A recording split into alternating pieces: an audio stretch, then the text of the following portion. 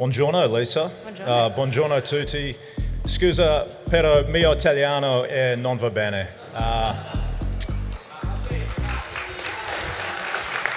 Grazie. I was going to ask Jimmy, I was thinking about this. You've been with Luna Rossa for 20 years, and that's the best you've got.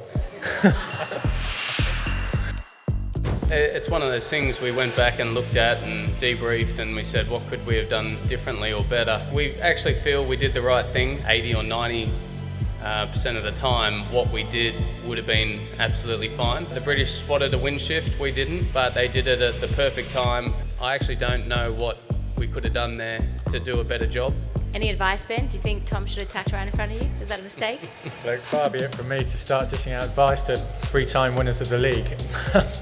Potentially Hannah could be one of the first females to get to drive one of these boats in the future, which would be really cool to see. The starts on the final races are quite different than on the fleet races. The priorities change. We learned after that one that you cannot be late on a final. If we make another one at some point, we will be more prepared for sure. It's frustrating not to get an event win this year. It feels like 3 events now we've been in the podium race and we've had a really good shot at it, and we haven't delivered. It's rare to see me lose a race or our team lose a race up that final leg of a final and not get angry and hear swear words. Usually if I make a big mistake or I feel like the team's not performing, you'll hear about it over my radio. I'm going to speak in English just so my friends here on the left can understand what I'm saying, and at the same time I don't damage an incredibly beautiful language. We heard you laughing at the Swiss a few minutes before doing something similar. Do you think that was karma for actually putting it over? Yes. It's always been a goal of ours. It's just consistency, because most of the time that will get you some good scores either in the season but also in the events. So we just try to not take too many risks and try not to hit too many boats, Phil. And then, consistency. I can highly recommend it. It really sets you up well for your weekend. So the atmosphere in the team is really good.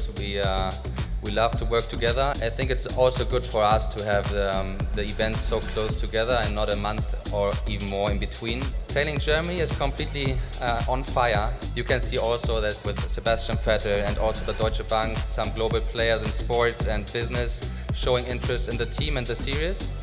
So I think it's a good start. We are really motivated to move forward and go back to the front of the fleet. You have to manage the downs pretty well to come back quickly.